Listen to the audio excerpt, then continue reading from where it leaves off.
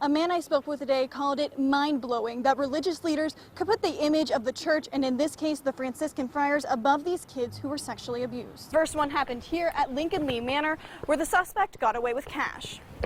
The other one happened in the middle of the day at Central Park. Actually illegal in Pennsylvania for you to keep your car unlocked, unattended and running, even if you're just going into your office or home for just a few minutes. As we've heard all week, stay home if you can. Have a cup of hot chocolate, throw in a movie. The election is everywhere. We see these campaign signs on the street like these ones, and hear the ads on the radio, TV, and even get them in the mail. You can't escape it. I'm told that if I walked in today and wanted to be a bus driver, it would take 8 to 10 weeks before I was out on the road. Outside of the fire department, you can start to see some of the cosmetic issues that they're having, and they say that this is leading to even bigger problems. The entire porch has been blocked off because maintenance, well, it hasn't been kept up well enough. This case will go to trial, but before Shetler walked into the courtroom today, he told us he was sorry and said the people of Ligonier know that he could never do this. Well, John, they are set up and ready to go out here. Buses have actually been pulling in right here and dropping folks off. They're making their way down there to where the stage area is. Standing in snow up to right about my knees right now. That's right, John and Carolyn. Attorney General Kathleen Kane confirmed that this is still an open investigation, and others I spoke with today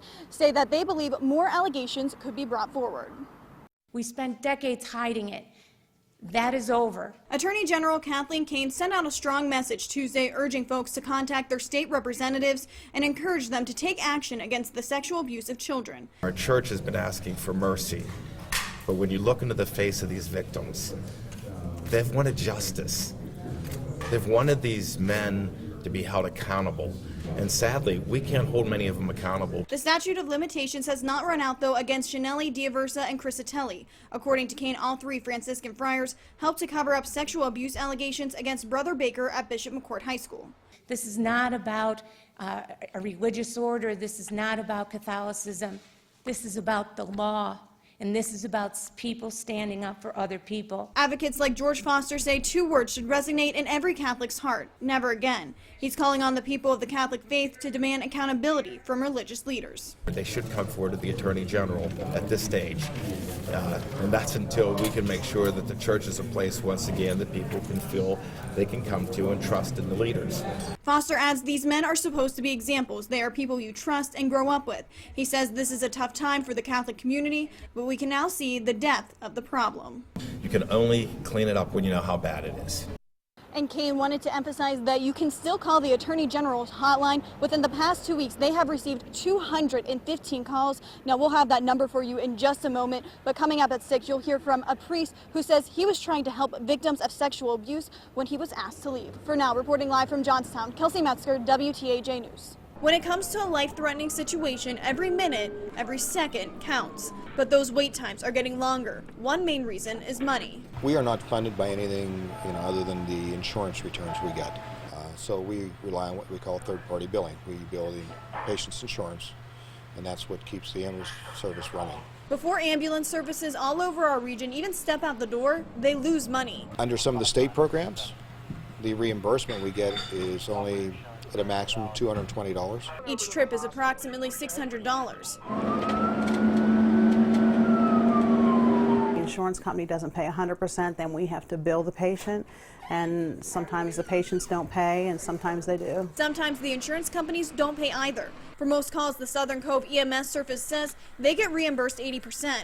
If the insurance company believes that you didn't need an ambulance, then the service won't be reimbursed at all. Somebody calls us, they want transported to the hospital, we have to transport them in. We're turning our paramedics and EMTs into sort of claim adjusters because the documentation that they do, they perform for us, we submit it, and if the insurance company rejects it, we are not going to get paid for it no matter what we do. Now, to help with the budget, the West End Ambulance Service takes patients to Pittsburgh hospitals. They say these non-emergency transports help to offset operating costs. The money is better when you're doing a non-emergency transport. We're a guaranteed payment on those. To stay afloat, the various departments agree planning is essential. Memberships and fundraisers help to supply the $180,000 invested into one ambulance along with its equipment. As far as EMS grants, though, there's few and far between out there, and we're all very aggressive with trying to secure that money. Several services are left wondering, what is the long-term solution? Are we going to be able to still cover the areas that we cover now? Yes, we can,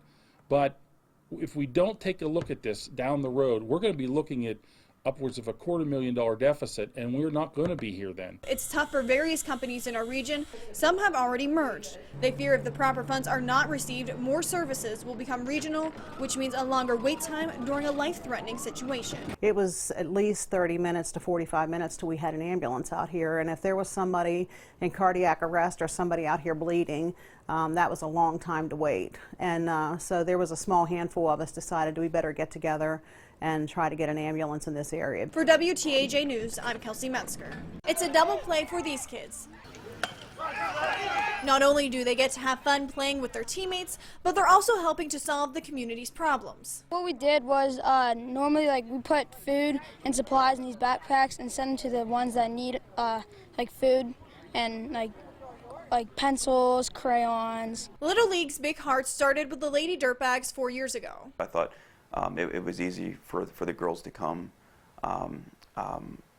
be able to provide some service activities, have them understand that they're giving back directly to children in need in the community.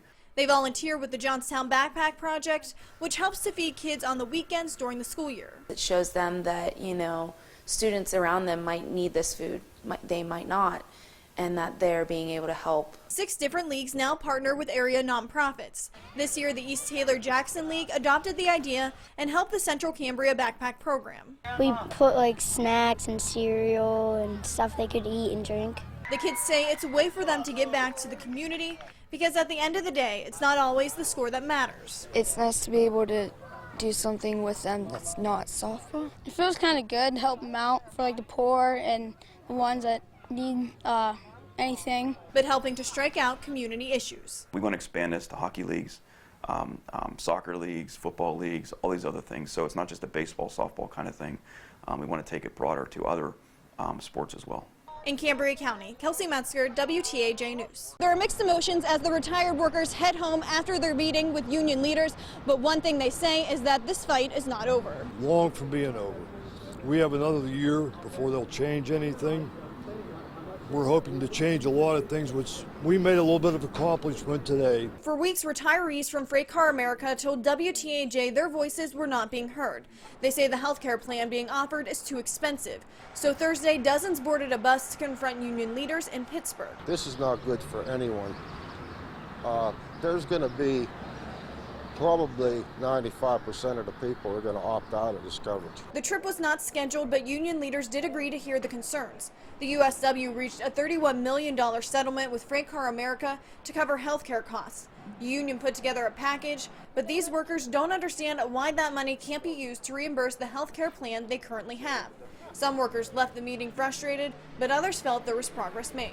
What we did come away from with this is the possibility of the VIVA committee being a little more responsive to the changes that we would like to see. I'm just totally disgusted with it and fed up. Union President Leo Gerard said the real enemy is not the USW, it's Freight Car America, which pulled out of Johnstown and shut off the health care coverage it had promised. Johnstown America really shafted them, and we had to use the status we had in the courts to fight for them, and we managed to get a lump of money, about $30 million.